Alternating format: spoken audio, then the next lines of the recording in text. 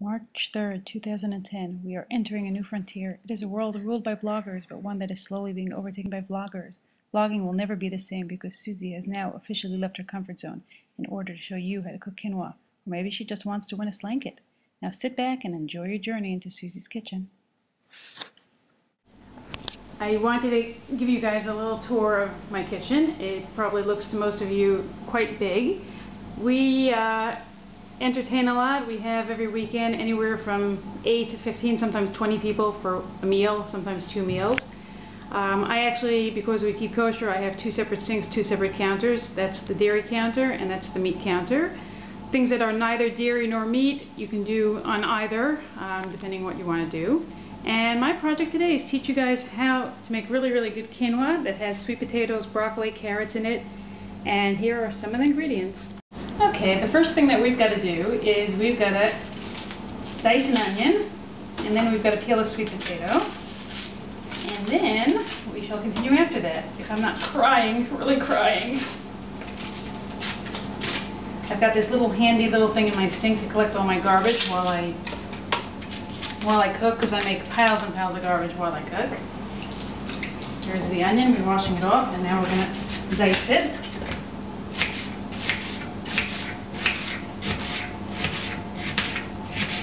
Not exactly teeny tiny, whatever you like. If you like small pieces, you can do into small pieces. If you like bigger pieces, you can do into bigger pieces.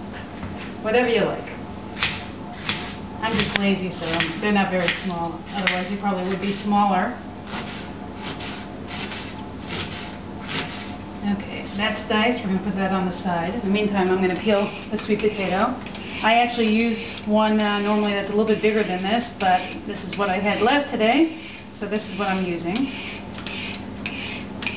This little thing in here is really quite handy. It keeps the kitchen nice and clean. At this point, my husband is probably watching this and saying, oh, thank God, she finally cleaned the kitchen. My kitchen was a disaster, was a mess. And I said, there's no way that I am doing a vlog and bringing you guys into my kitchen without cleaning it. So it's clean, not perfect, but it's a lot cleaner than it was. We've got the sweet potato. Now the sweet potato, I used to cut it just into little slices. I found lately that I actually cut it into, I cut it into more of cubes. This is probably about the thickness that I would use if I was using slices, but I am going to cut it into cubes. I found that it cooks faster and more evenly if I actually have it in cubes rather than in slices. It seems that there's more room for the cubes, and I don't know why that is. Okay. Again, this does not have to be perfect. It doesn't have to be tiny. Whatever size you want. Different sizes are also okay. Not a big deal. I do think I should have pulled out my cutting board that's a little bit bigger. I only have about 3 or 4 of them. Now in the meantime, because actually the quinoa itself on the stove takes about 15-20 minutes, I haven't yet put it up. The other step to this is actually roasting vegetables in the oven. This is a package of frozen broccoli. Ooh, lots of noise. I put it in a big pan. I add some baby carrots as well, also frozen. Sometimes if I've got green beans, frozen green beans, I'll add them as well. I'm sure this works just as well for fresh vegetables. What I do is I just pop the whole thing into the oven. I wait until it starts cooking a little bit before I add some olive oil and some garlic powder, which I'll do in another 5 or 10 minutes. Now, in the meantime, we're back to this side. We're going to put some olive oil. Notice everything has got Hebrew writing on it. A little bit of olive oil into the pot. And my stove has been acting up lately, so we need one of these thingies to turn it on. And we're going to wait a minute. In the meantime, we're going to put the hot water kettle on over there. It'll probably make a little bit of noise.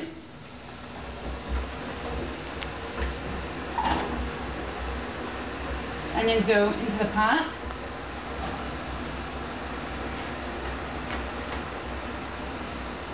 Want to show them what's in the pot?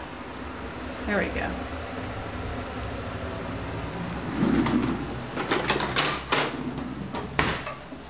Now we're going to give it a minute or 2 until it starts getting a little bit browner. While we're waiting, we can take out the quinoa. Now, If you're here in Israel, the Sugat brand is the only brand that I would suggest. For people not in Israel, I would suggest looking at the quinoa. The ones that are darker, I found, are not as good. They have more of a woody taste than this one. I measure out about a cup of quinoa. And now we wait for the onions to saute. When the onions look more or less like this, I add in the spices. I would say it's probably, give or take, about, I don't know, this is a half a tablespoon. I would say at least a tablespoon or so of garlic powder. This is a teaspoon. I would probably say about a teaspoon of pepper, maybe a little bit less than a teaspoon of pepper, unless you like it spicy. And probably about, if it comes out, a half a teaspoon of salt, give or take. I mix it up. At this point also, you should put the flame a little bit lower. I add in our cup of quinoa and mix it around, and so all the spices get mixed. And then I take the water from the kettle that boiled, and you gotta come show this. We're basically covering the quinoa with water, and then a drop more, just so that there's a little bit of depth. I think I should put a drop too much right now. And what we do then is we put in the sweet potatoes. If you kept them in round slices, you would just put them nicely along the top so that all of it is covered. And when it's like this in chunks, you can probably just throw them in any which way. You want to make sure that all the sweet potato is more or less underwater. I'm going to pat it down a little bit so that they're more or less underwater. The flame is now on low. I'm going to cover this, and it cooks anywhere from about 10 to 20 minutes depending on the flame, depending on how small the sweet potatoes are cooked, because aside from the water evaporating in the quinoa, you want to make sure as well that the sweet potatoes are soft and cooked. Now back to this side, to the oven.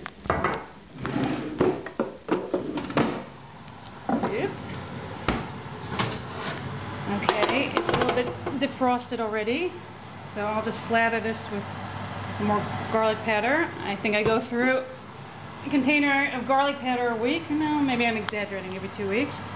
A little bit of olive oil. Hang on a second, I forgot a spoon. I'll be right back. Keep looking at my vegetables. And I'm going to mix this. This is actually still frozen.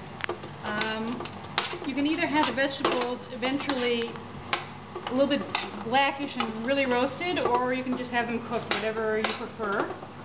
So this is going back in the oven. Okay, I'm going to look at the vegetables. Lots of steam coming out. Vegetables are just about done, or they are done. And I noticed that my oven is now being publicized for everybody to see what a filthy mess it is. Carefully move all the vegetables into a big bowl, as best as you can without knocking everything out of the bowl like I just did. This is kind of hot.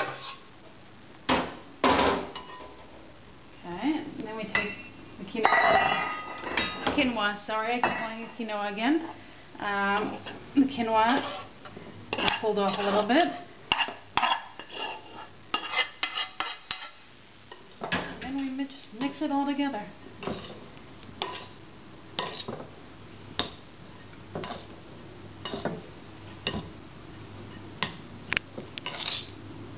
I made this the other day for a get-together that we had with a whole bunch of our friends, and it went over really, really well. Even kids liked it. Everybody except for my family and my kids, because my kids don't eat anything that looks remotely healthy. And now, after all of that, all that's left to say, as we say in Hebrew, is b'teavon, which is hearty appetite. Mmm.